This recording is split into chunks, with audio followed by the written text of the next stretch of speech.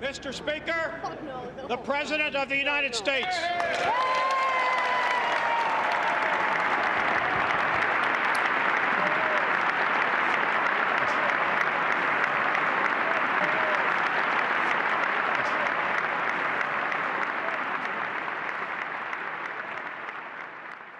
Iraq continues to flaunt its hostility toward America and to support terror.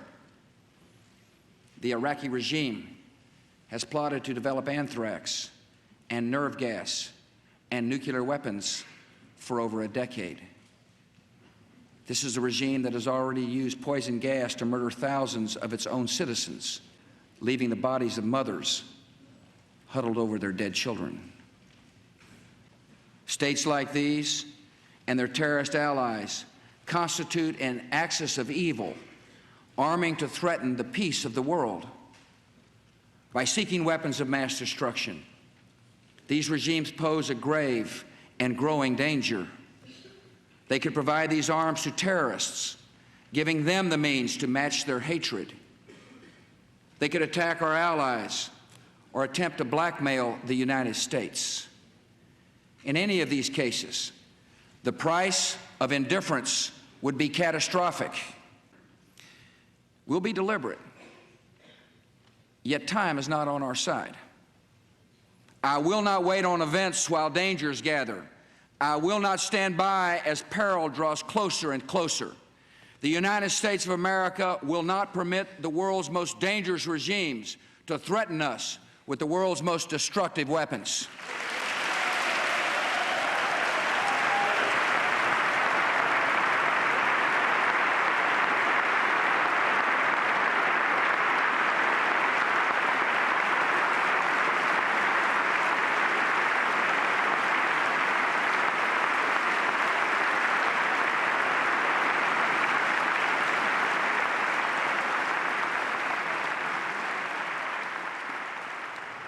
Military action imminent? That's the real thing. He was suggesting it would be military action as opposed to something else. He said exactly what he said. He said it well.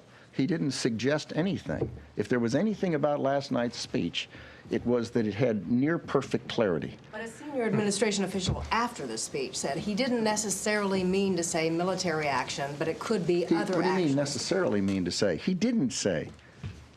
He not only didn't necessarily say, he did not say. He said exactly what he said. He seemed to suggest, and therefore perhaps it isn't that clear. You see, it's perfect clarity. It isn't clear, is it? Oh, I think it is. You made a speech last week in which you said, quote, "The best in some cases, the only defense is a good offense." Now that's a major change of U.S. defense policy, is it not? Have we ever taken a preemptory strike against another country without them first attacking us? If you think about it, we have no choice. A terrorist can attack at any time, at any place, using a range of techniques. It is physically impossible to defend at every time, in every location, against every conceivable technique of terrorism. Therefore, if your goal is to stop it, you cannot stop it by defense. You can only stop it by taking the battle to the terrorists where they are and going after them. Good morning. Thank you all for coming. Just had a breakfast with Vice President Cheney, who, as you all know, has returned from a lengthy and successful trip to the Middle East. Mr. Vice President, on Iraq, you said we have a lot of allies out there, but I haven't noticed any of the Arab states supporting strong action against Iraq. They seem to want diplomacy to be given a chance. What kind of response did you get? Well, I think, I guess the way I would characterize it is that they are uniformly concerned about the situation in Iraq. In particular, about Saddam Hussein's failure to live up to the UN Security Council resolutions that said he'd get rid of all of his weapons of mass destruction. I think one other point that the Vice President made, which is a good point, is that this is an administration that when we say we're going to do something, we mean it. That we are resolved to fight the war on terror. This isn't a short-term strategy for us. That we understand history has called us in action, and we're not going to miss this opportunity to make the world more peaceful and more free.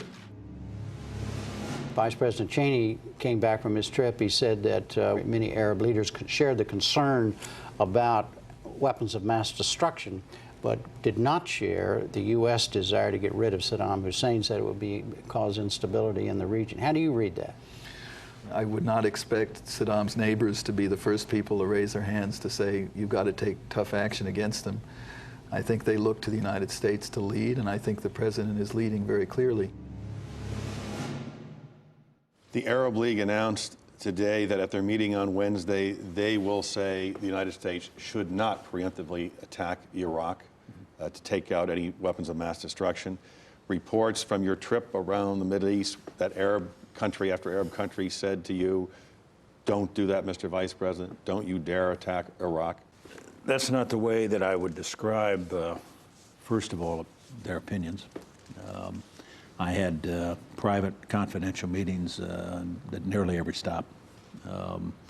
Those meetings obviously were and need to remain confidential. They're all very concerned about Iraq. They live in the neighborhood. They know Saddam Hussein better than we do.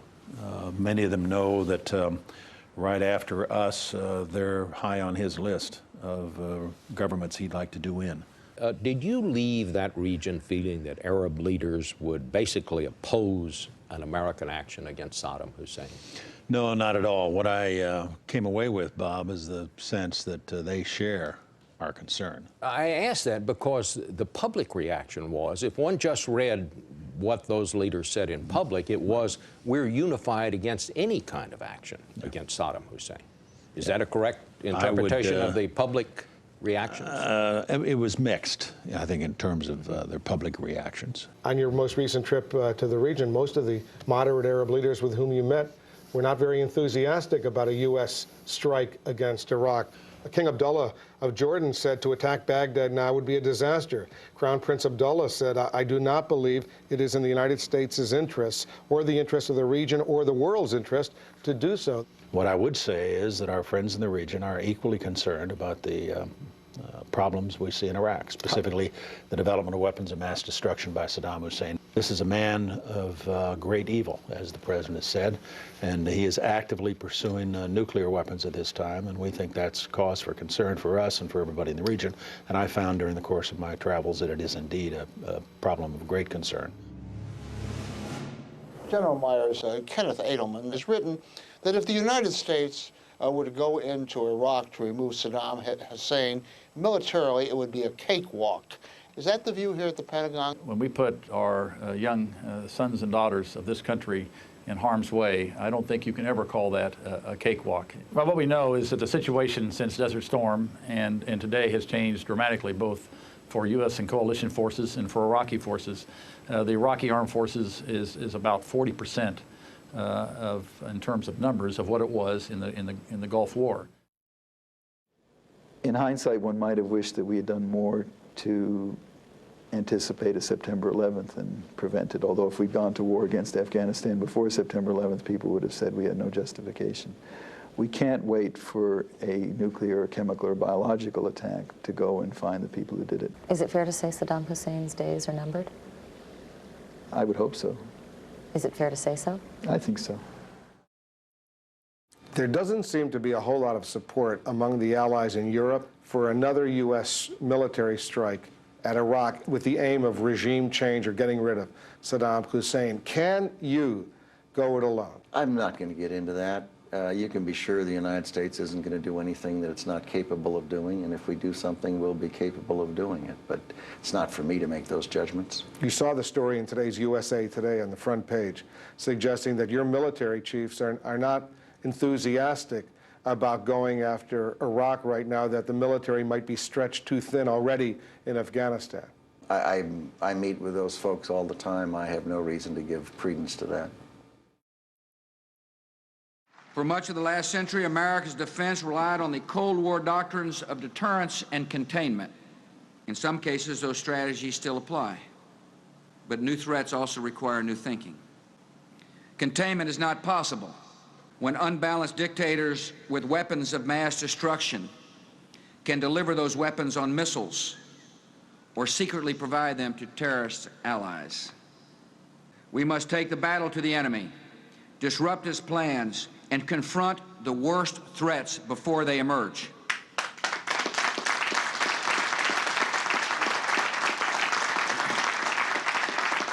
In the world we have entered, the only path to safety is the path of action, and this nation will act.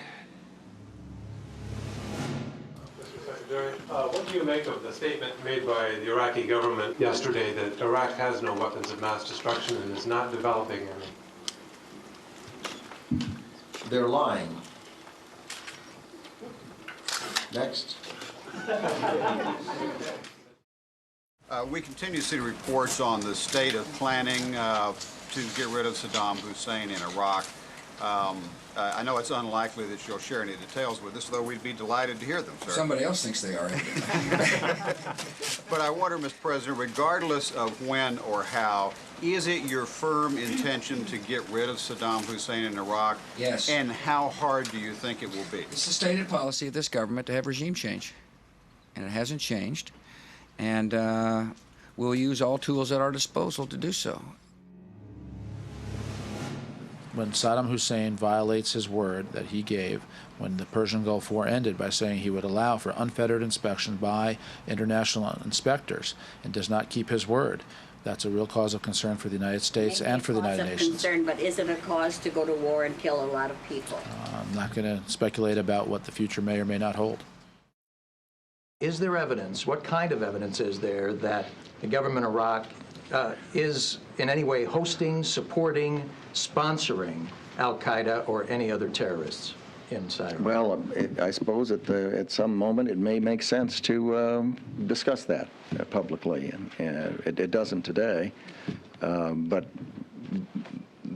what I have said is a fact, that there are al-Qaeda in a number of locations in Iraq, and the suggestion that those people who are so attentive in denying human rights to their population aren't aware of where these folks are or what they're doing is ludicrous.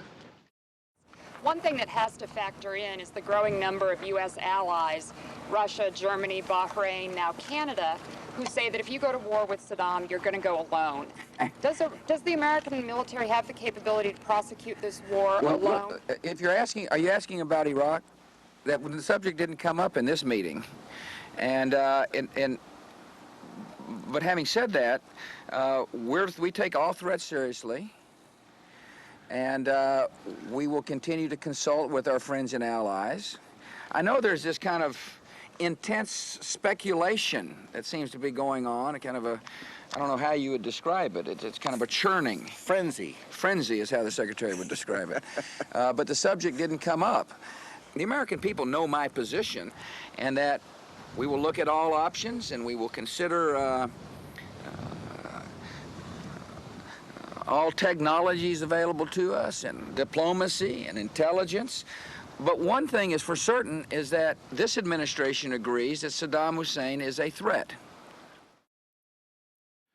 9/11 and its aftermath awakened this nation to danger, to the true ambitions of the global terror network, and to the reality that weapons of mass destruction are being sought by determined enemies who would not hesitate to use them against us.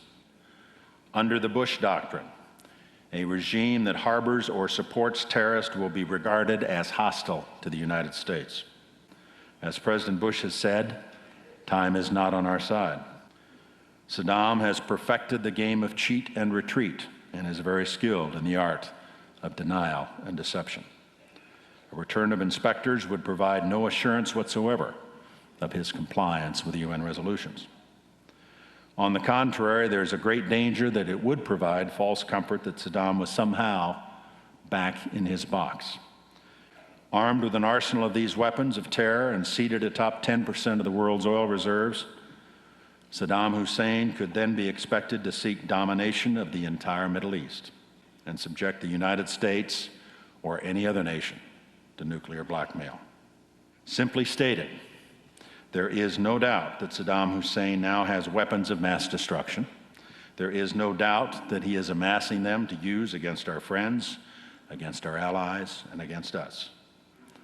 The Middle East expert, Professor Fuad Ajami, predicts that after liberation, the streets in Basra and Baghdad are sure to erupt in joy, in the same way throngs in Kabul greeted the Americans.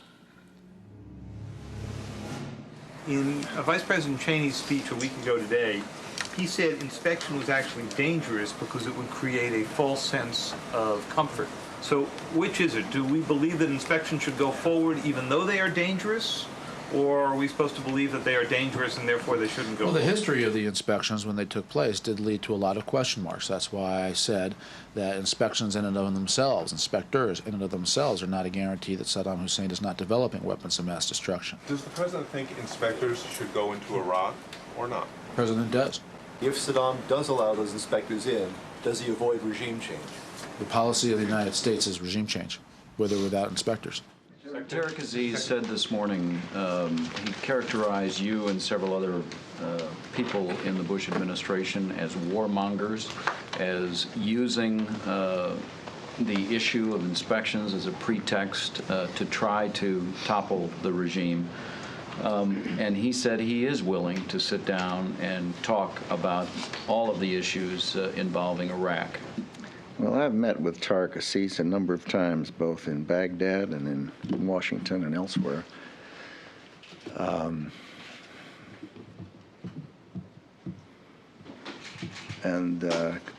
Clearly he does the bidding of his master, Saddam Hussein. They have, over a good many years, demonstrated wonderful talent and skill at manipulating the media and international organizations and other countries. When it's the right moment to lean forward, they lean forward. When it's the right moment to lean back, they lean back. And it's a dance. It's a dance they engage in.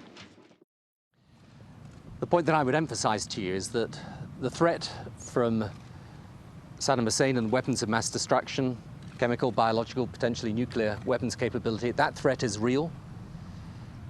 We only need to look at the report from the International Atomic Energy Agency this morning, showing what has been going on at the former nuclear weapons sites to realize that. And the policy of inaction is not a policy we can responsibly subscribe to.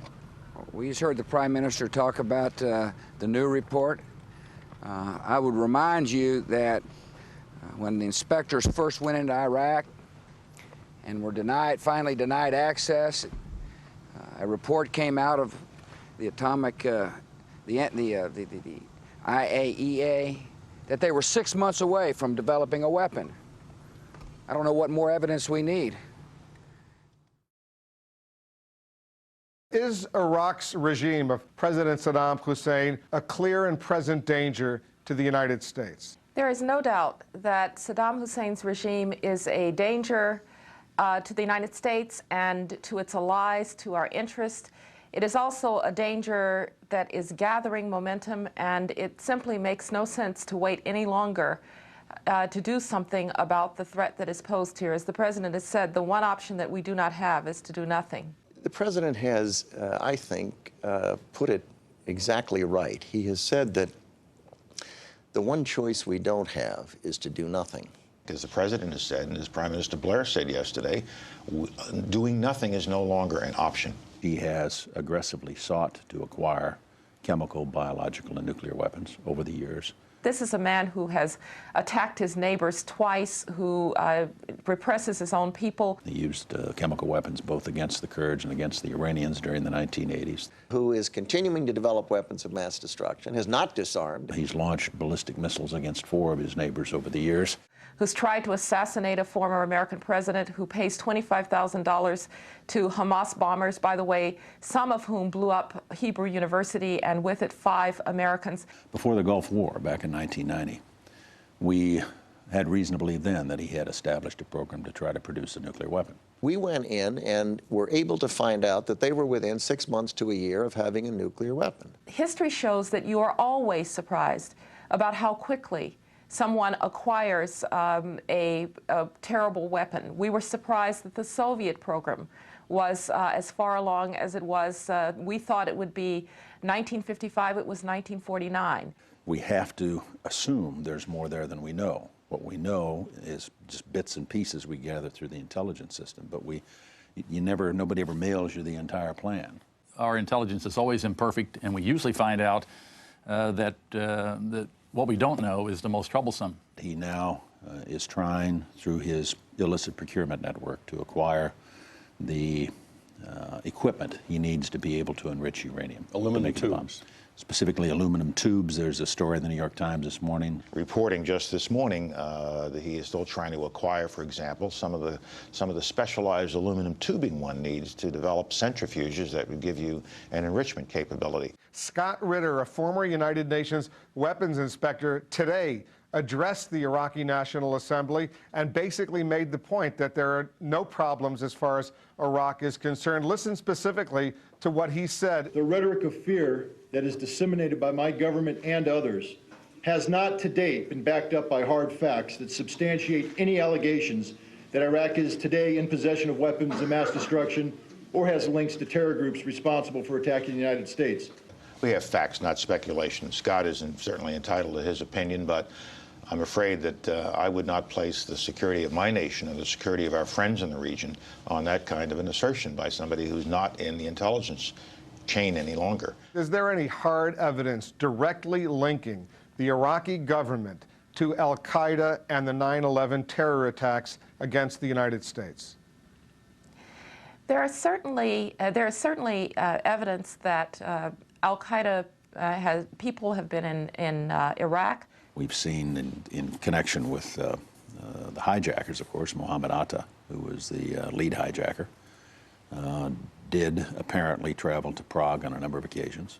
And on at least one occasion, we have reporting that places him in Prague with a senior Iraqi intelligence official a few months before the attack on the World Trade Center. It's just more of a picture that is emerging, that there may well have been contacts between al-Qaeda and Saddam Hussein's regime. There are others, and we will be laying out the case. Again, I want to separate out 9/11 from the other relationships between Iraq and the al-Qaeda organization. But there is a pattern of relationships going back many years. One of the things we learned from September 11th was that the intent of the terrorists and those who would supply them with weapons of mass destruction is very, very clear. They're to wipe out our way of life. The problem here is that there will always be some uncertainty about how quickly he can acquire a nuclear weapon. But we don't want the smoking gun to be a mushroom cloud. Our generation has now heard history's call, and we will answer it. America has entered a great struggle that tests our strength and even more our resolve. Our nation is patient and steadfast. We continue to pursue the terrorists in cities and camps and caves across the earth. We are joined by a great coalition of nations to rid the world of terror. And we will not allow any terrorist or tyrant to threaten civilization with weapons of mass murder. The conduct of the Iraqi regime is a threat to the authority of the United Nations and a threat to peace. Iraq has answered a decade of UN demands with a decade of defiance. If the Iraqi regime wishes peace, it will immediately and unconditionally forswear, disclose, and remove or destroy all weapons of mass destruction. If Iraq's regime defies us again, the world must move deliberately, decisively to hold Iraq to account. But the purposes of the United States should not be doubted. The Security Council resolutions will be enforced. The just demands of peace and security will be met, or action will be unavoidable. Mr. President, are you going to send Congress the proposed resolution today? I am. Are you asking for a blank check, sir? I am sending suggested language for a resolution. I've asked for Congress's support to enable the administration to keep the peace. And we look forward to a good, constructive debate in Congress. I appreciate the fact that the leadership recognizes we've got to move before the elections, and look forward to working with them. Okay, thank you all. How important is it that resolution give you an authorization to use force? That'll be part of the resolution, the authorization to use force. If you want to keep the peace, you've got to have the authorization to use force. I didn't hear it. I didn't hear it. But I did, you know, there's no...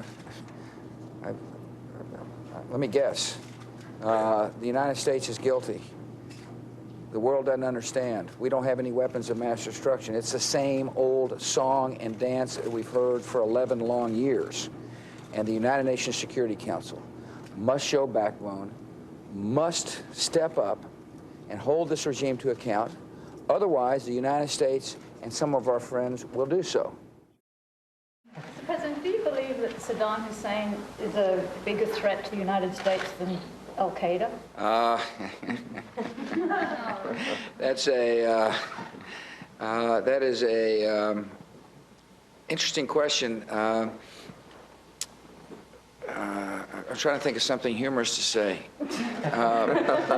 but I can't when I think about Al-Qaeda and Saddam Hussein. They're both risks. They're both dangerous. The difference, of course, is that Al-Qaeda likes to hijack governments. Saddam Hussein is a dictator of a government. Al-Qaeda hides, Saddam doesn't. But the danger is that they work in concert. The danger is that Al-Qaeda becomes an extension of Saddam's madness and his hatred and his capacity to extend weapons of mass destruction around the world. Both of them need to be dealt with. The war on terror is, you can't distinguish between Al-Qaeda and Saddam when you talk about the war on terror. Secretary Rumsfeld in Europe today, when asked if there was evidence tying Iraq to Al-Qaeda, said yes.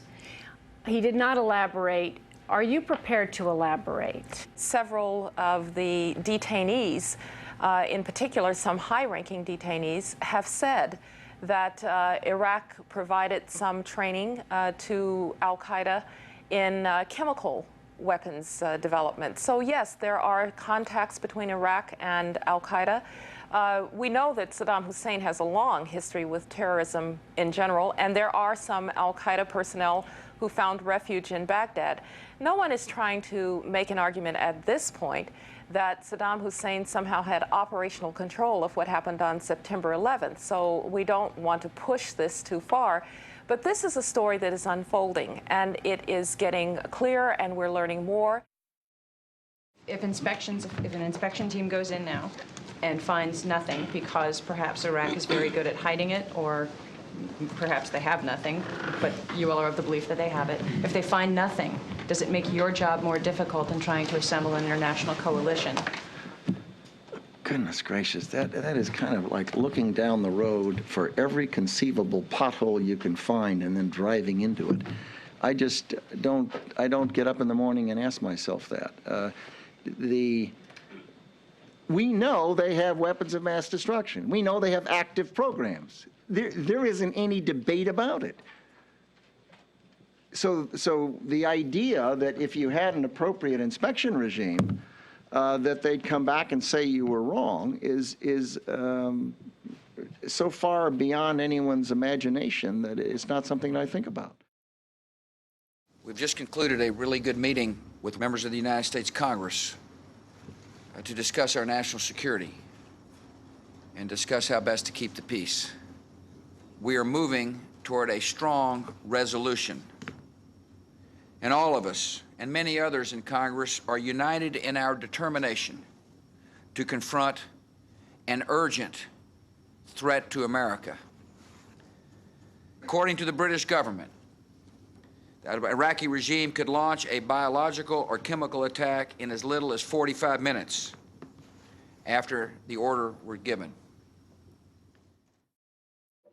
Is the U.S. in any way exaggerating or misleading the American public in regard to the potential threat posed by Iraq?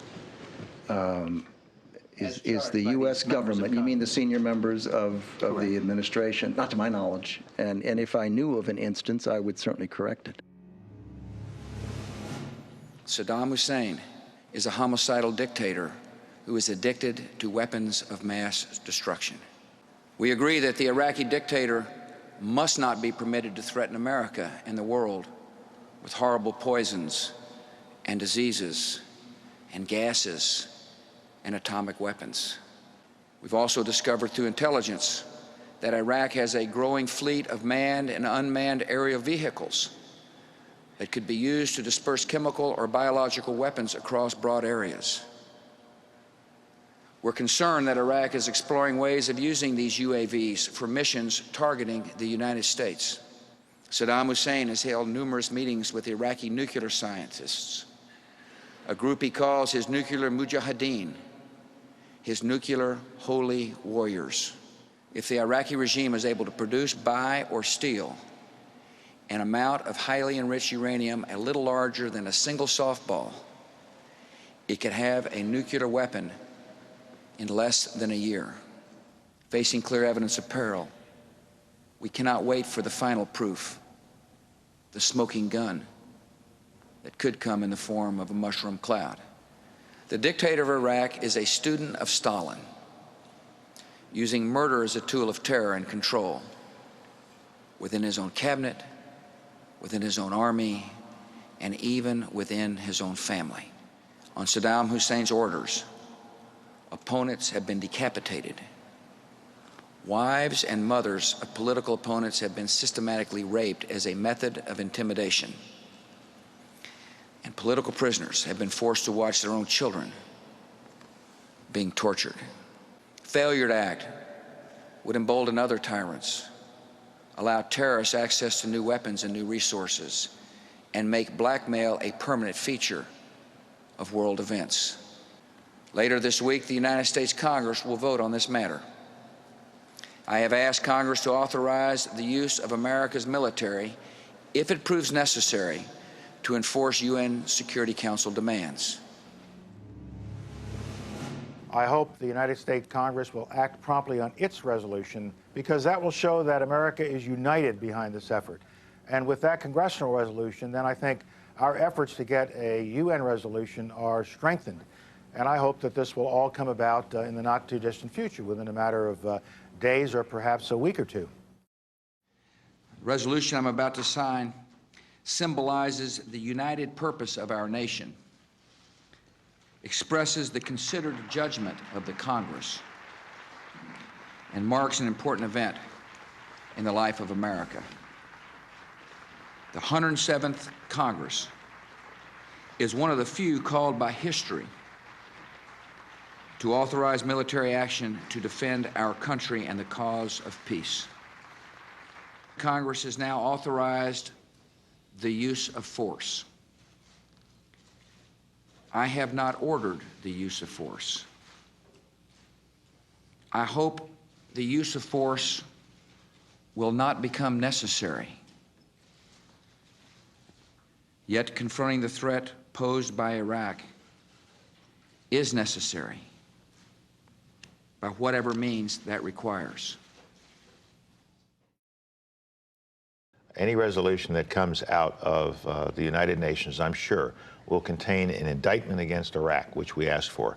It will contain a new tough inspection regime, and it will make clear that Iraq will face consequences if they frustrate and violate this new inspection regime.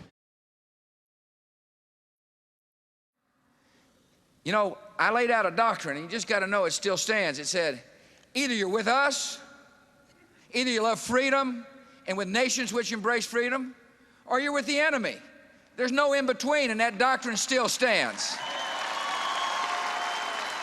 If we get any kind of hint, any evidence whatsoever that somebody might be thinking about doing something to America, we're moving, we're disrupting, we're denying, we're doing everything we can to protect the homeland. Doesn't matter how long it takes. When it comes to the defense of our freedoms, we will stay the course. I believe out of the evil done to America is going to come some incredible good. I believe that we can achieve peace if we are strong and focused and diligent, if we stay tough when we need to be tough, stay strong when we need to be strong, speak clearly about good and evil. I know that if we remember our values, remember that freedom is not an America's gift to the world, freedom is a God-given gift to the world. If we remember that values,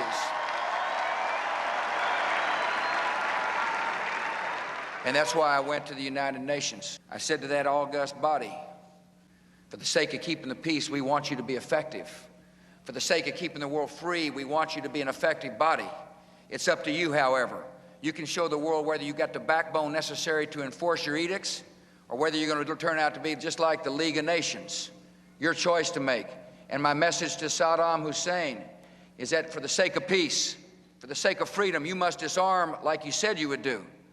But my message to you all and to the country is this: for the sake of our future freedoms and for the sake of world peace, if the United Nations can't act, and if Saddam Hussein won't act, the United States will lead a coalition of nations to disarm Saddam Hussein.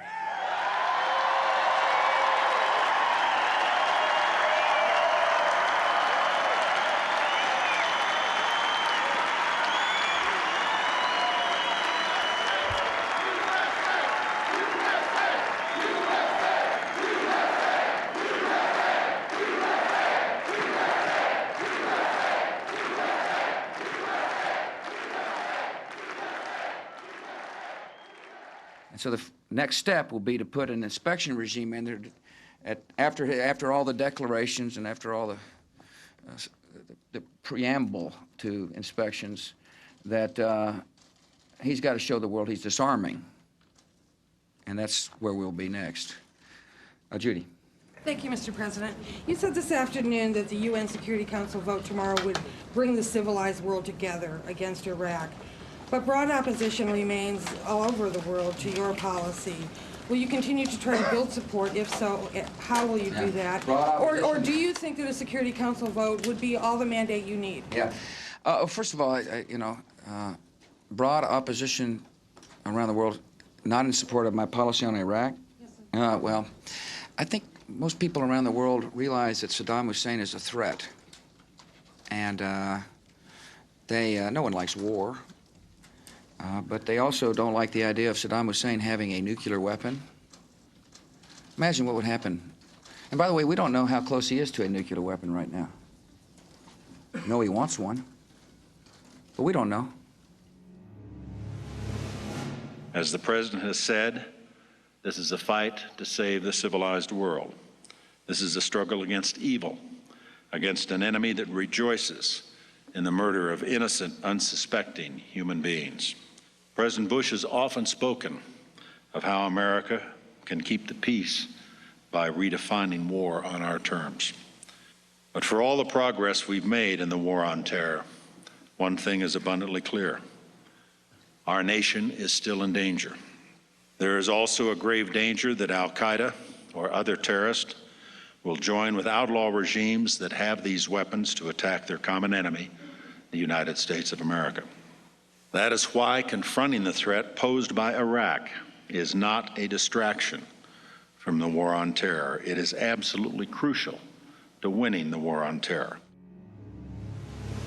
Does the United States have the evidence to know when Iraq presents its declaration? Will you be able to look at that and tell whether they're telling the truth and being forthcoming, or will you be able to tell right away that you're on a path to war with Iraq?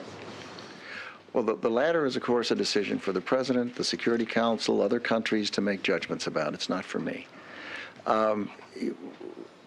The United States knows that Iraq has weapons of mass destruction.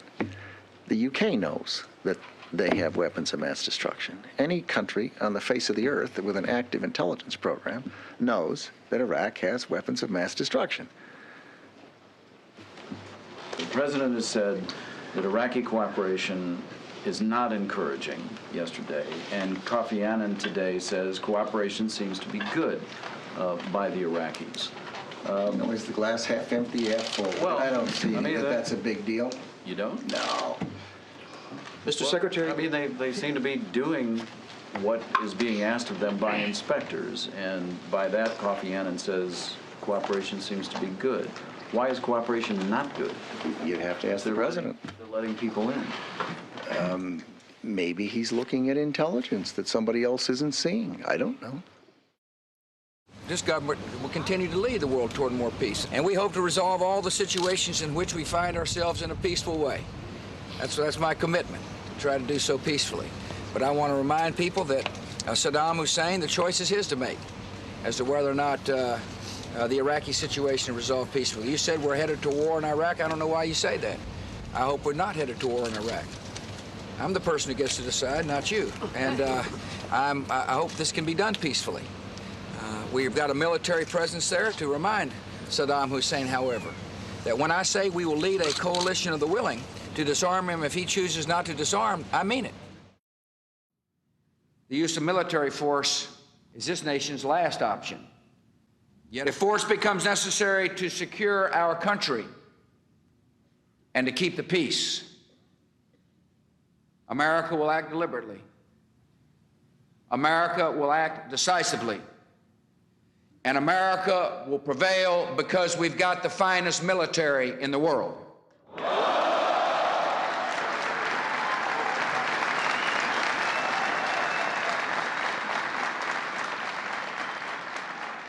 As we begin the new year, our military forces are poised around the world, ready to meet any threat.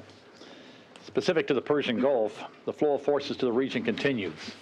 You've seen a few units depart for the Gulf and can expect that deliberate force flow to continue. And while there has been no decision about Iraq, we want to ensure that we are prepared to provide the President as much flexibility as possible. Yesterday, we saw tens of thousands of demonstrators converge on Washington. They say we should not go to war against Iraq. I would just like to ask you this morning, what do you say to those people? What I would say to them is that the president is trying every means not to go to war, but the decision to go to war is in the hands of Saddam Hussein. Well, Mr. Blix has said that it may take several months more to come to some sort of definitive conclusion about whether he has disarmed it or not. President Chirac of France said yesterday, and these are his words, "Wisdom requires that we grant the inspector's request for more time." What we have to make a judgment on now is whether or not Saddam Hussein is serious about disarming, and is he cooperating with the inspectors in that disarmament process. So just to make sure I understand what you're saying a lack of cooperation would be reason enough to take military action. What I'm saying is that Iraq has an obligation under 1441 and earlier resolutions to disarm. And one way to demonstrate that they are disarmed or are going to disarm is to cooperate with the inspectors and help the inspectors do their job. Time is running out. What should the public know right now about what a war with Iraq would look like and what the cost would be? Cost in dollars or cost in lives? Dollars and human costs. Mm-hmm. Well, the lesser important is the cost in dollars. Human life is a treasure. Office of Management and Budget estimated it would be something under $50 billion. Outside estimates say up to $300 billion. Baloney. Almost 3 months ago, the United Nations Security Council gave Saddam Hussein his final chance to disarm. He has shown instead utter contempt for the United Nations and for the opinion of the world. The 108 UN inspectors were not sent to conduct a scavenger hunt for hidden materials across a country the size of California. The job of the inspectors is to verify that Iraq's regime is disarming. It is up to Iraq to show exactly where it is hiding its banned weapons, lay those weapons out for the world to see, and destroy them as directed. Nothing like this has happened.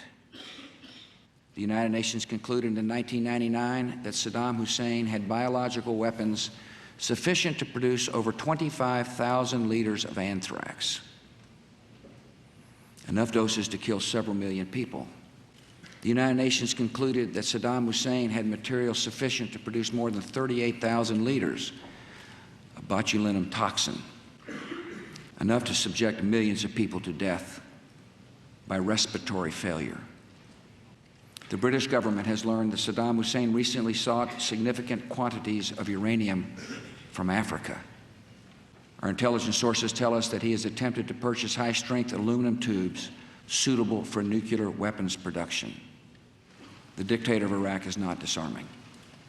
To the contrary, he is deceiving.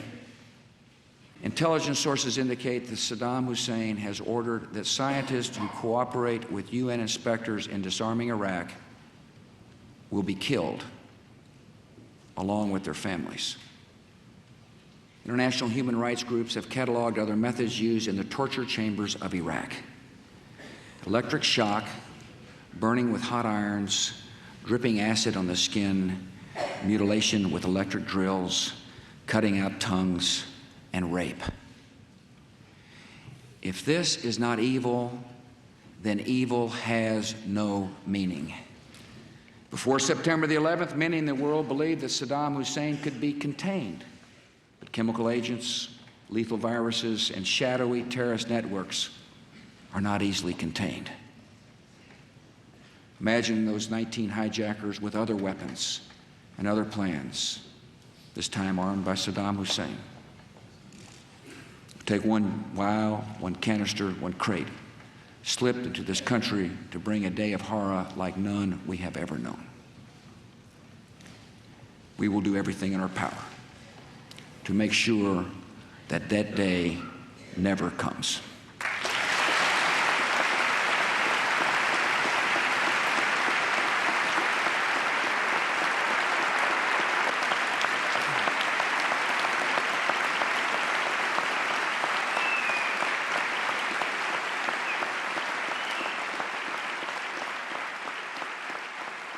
One of the most worrisome things that emerges from the thick intelligence file we have on Iraq's biological weapons is the existence of mobile production facilities used to make biological agents. We have diagrammed what our sources reported about these mobile facilities.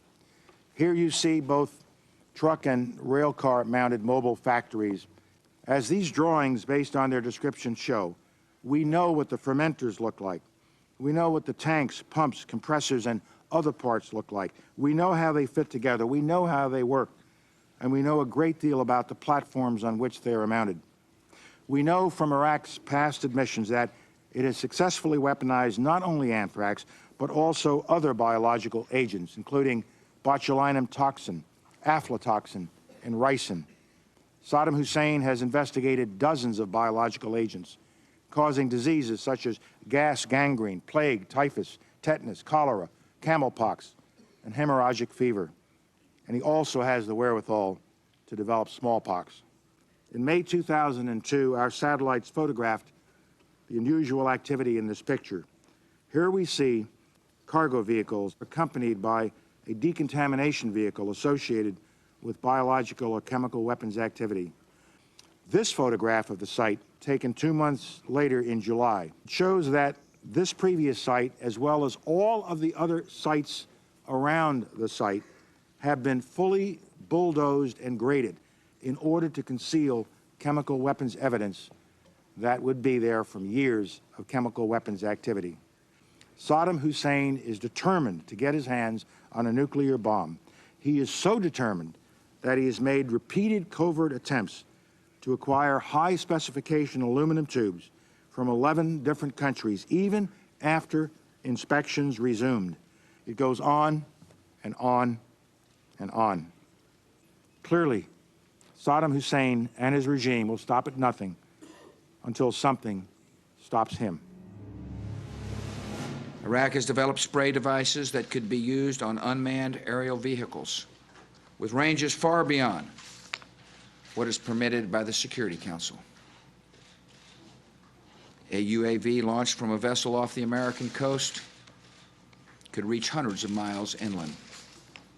And we have sources that tell us that Saddam Hussein recently authorized Iraqi field commanders to use chemical weapons. The very weapons the dictator tells the world he does not have.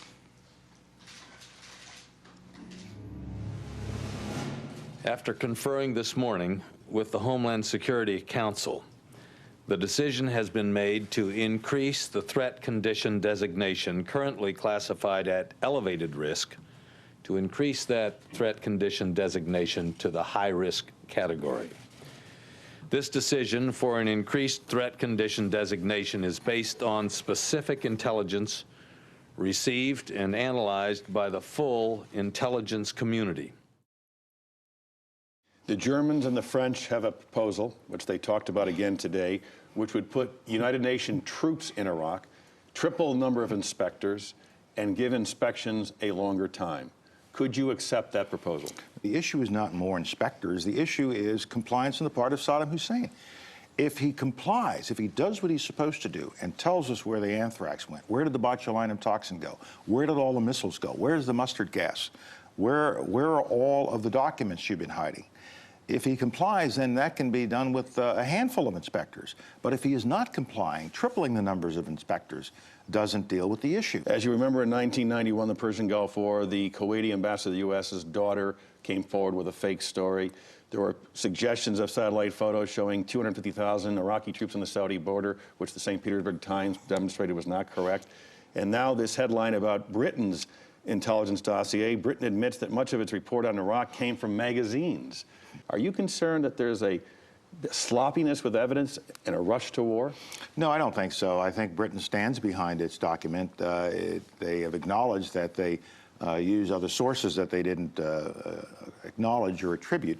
But I think the document stands up well because it describes a pattern of deceit on the part of the Iraqis that is not just a pattern of deceit that exists today, but has existed for many years. In the event that force is used, and after the dust settles and the world press and others can go in and assess the situation, is it your judgment that there will be clearly caches of weapons of mass destruction which will dispel any doubt that the United States and such other nations that joined in the use of force did the right thing at the right time? Sir, I think we will find caches of weapons of mass destruction. Absolutely. Is the U.S. military ready to go against Iraq? Yes.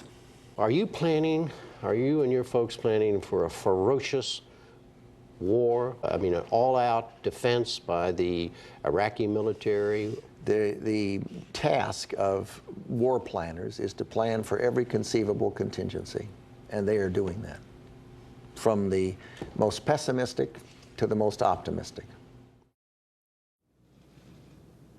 America's interests in security and America's belief in liberty both lead in the same direction, to a free and peaceful Iraq.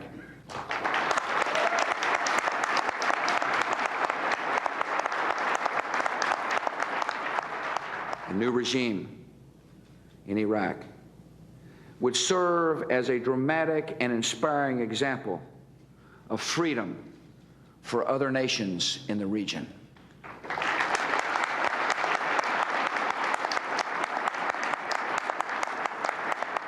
America will seize every opportunity in pursuit of peace,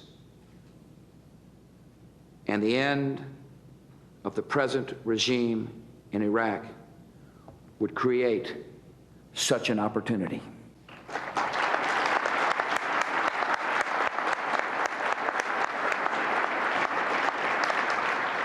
We will make this an age of progress and liberty. Free people will set the course of history, and free people will keep the peace of the world.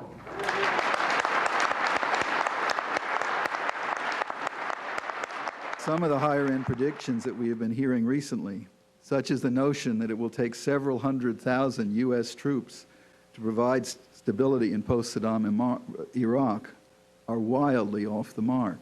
These are Arabs, 23 million of the most educated people in the Arab world, who are going to welcome us as liberators And when that message gets out to the whole Arab world, it is going to be powerful counter to Osama bin Laden. The question is not how much more time should be allowed for inspections. The question is not how many more inspectors should be sent in.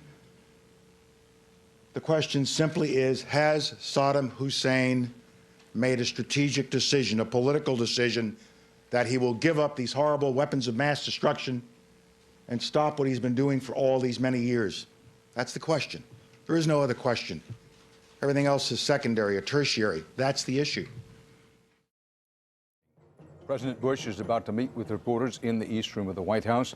This is only the second time he's scheduled a formal news conference in prime time, and it comes as pre-invasion operations are underway by U.S. military forces on the ground and in the air inside Iraq.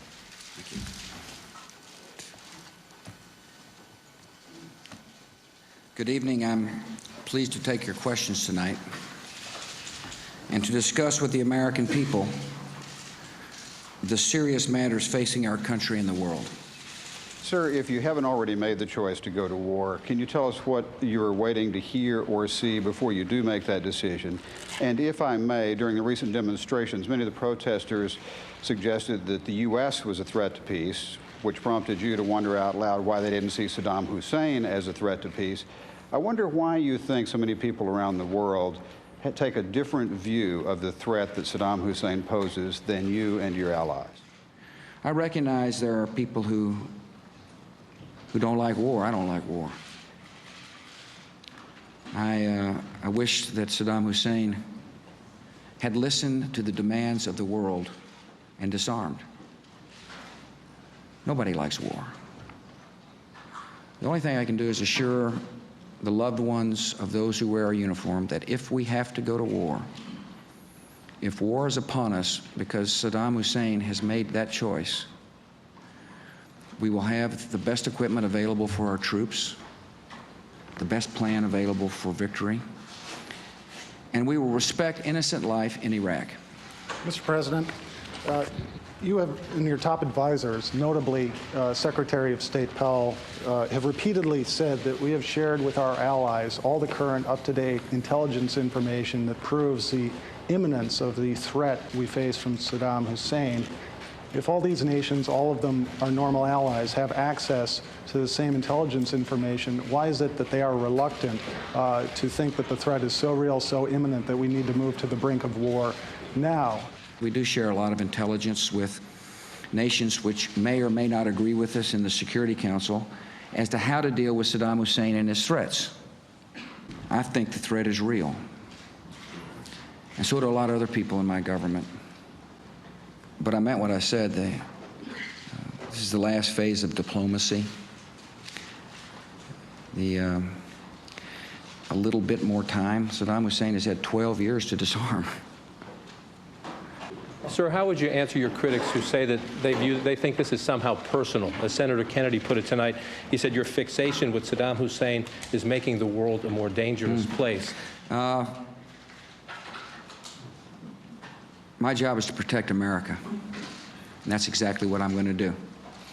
People can ascribe all kinds of intentions. I swore to protect and defend the Constitution. That's what I swore to do. I put my hand on the Bible and took that oath, and that's exactly what I am going to do.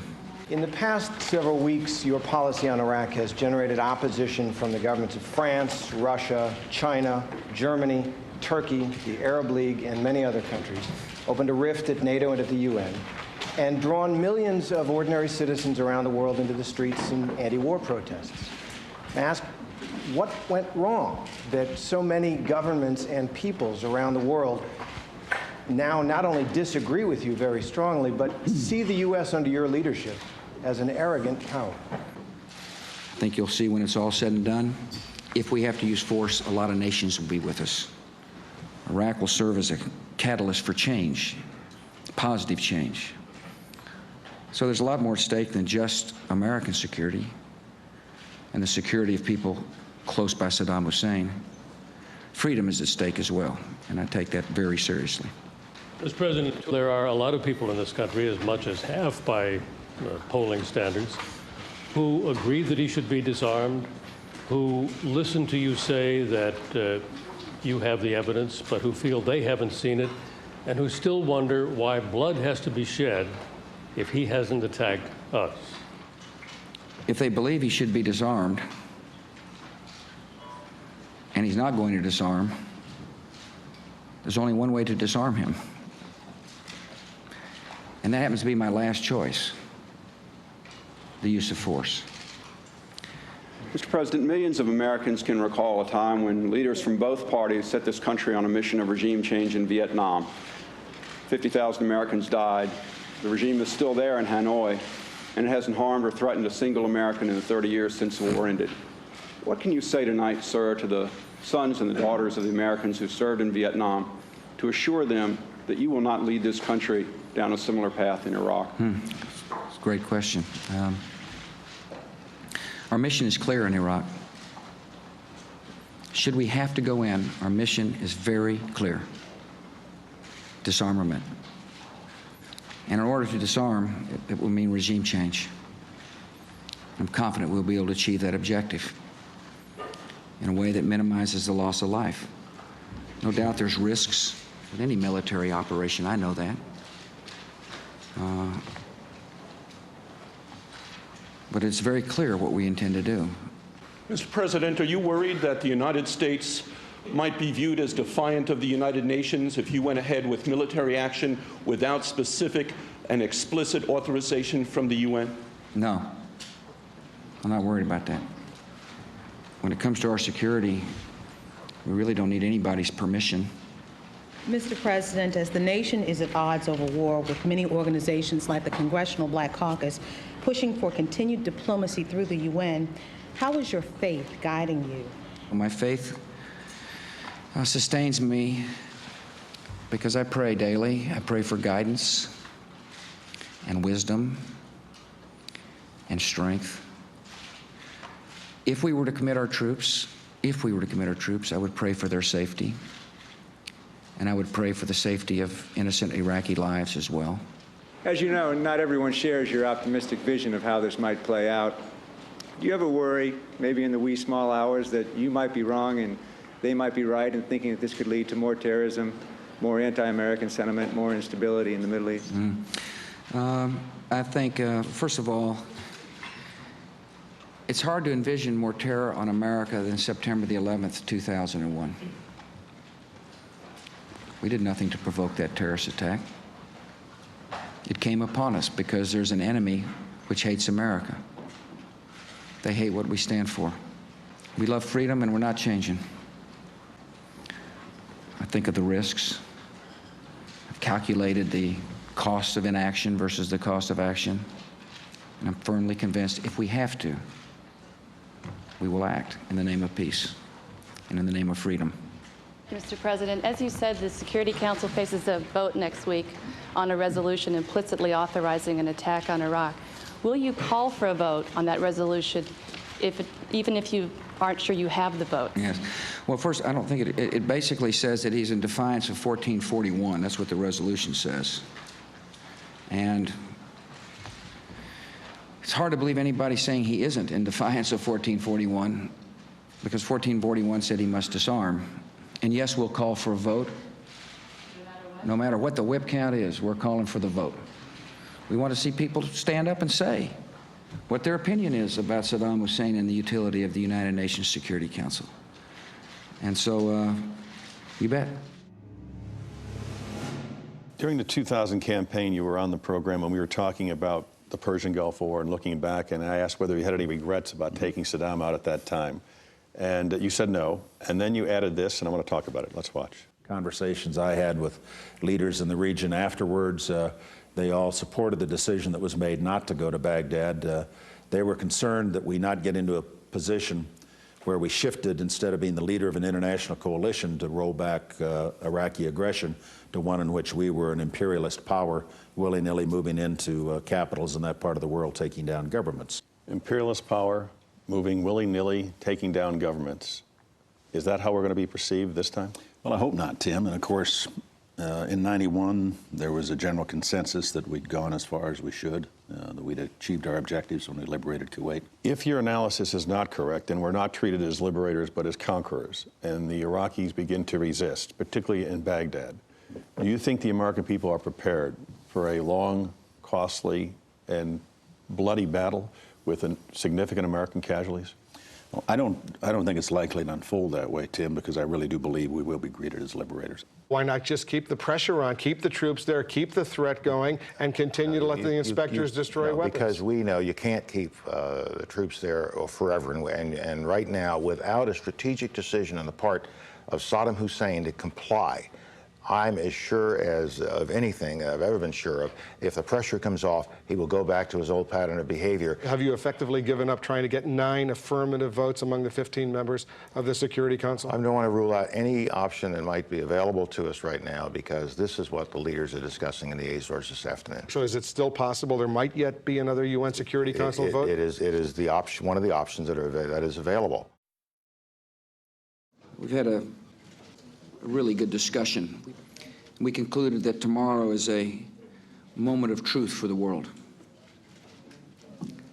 Many nations have voiced a commitment to peace and security, and now they must demonstrate that commitment to peace and security in the only effective way, by supporting the immediate and unconditional disarmament of Saddam Hussein.